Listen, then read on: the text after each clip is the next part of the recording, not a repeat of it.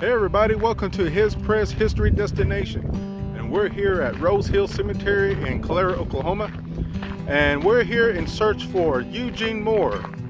So when we find his burial site around here somewhere, we're going to tell you his story, and you're going to know why we're telling his story.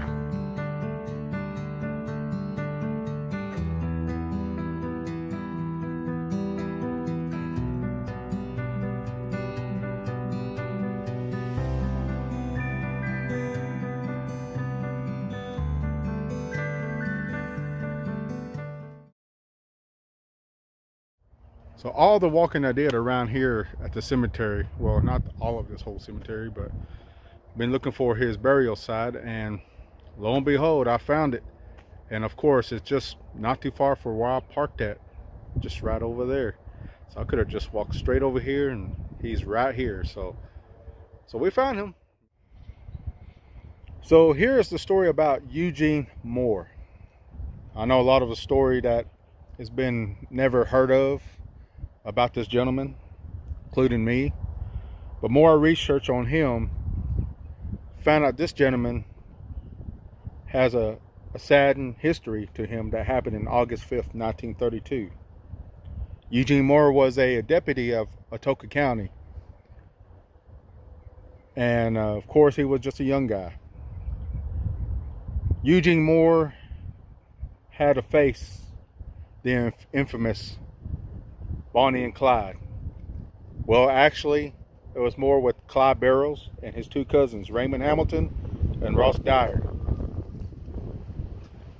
So, in that time, and back in 1932, Clyde and his two cousins went down to Stringtown to be the party poopers at this event, at this gathering there. And this gathering happened not too far from 6975 on the corridor in Stringtown. If you ever go north on Stringtown on 6975, on your right hand side there's a historical marker that talks about the shootout. Well, this is what happens, and this is Mr. Eugene Moore's story. And I know a lot of things happened during the time of the raid of Bonnie and Clyde. And of course, I know they robbed bank here in Durant and just made their way all the way into Stringtown. So Bonnie, Clyde, and of course the gang. So Clyde Barrows and his two cousins pull up into this gathering in Stringtown. Just right, pretty much, if you go see that monument, it's not too far from that area. This is even before 6975, the roadway, the 4 lanes was even built. So there was the old highway. So there's many people there. The two individual who was the deputy, Eugene Moore, and Maxwell, who was the sheriff. So these two, seeing these individual popping into this gathering, watching them, seeing them acting silly and crazy. So one of the occupants drinking whiskey, Sheriff Maxwell, went up to them and announced to them, you cannot have this drinking on this land, so we have to consider you to be arrested. So pretty much it shook them up, especially one of them named Raymond Hamilton. Raymond Hamilton kind of, I guess, pretty much got fired up. Of course, he was drunk.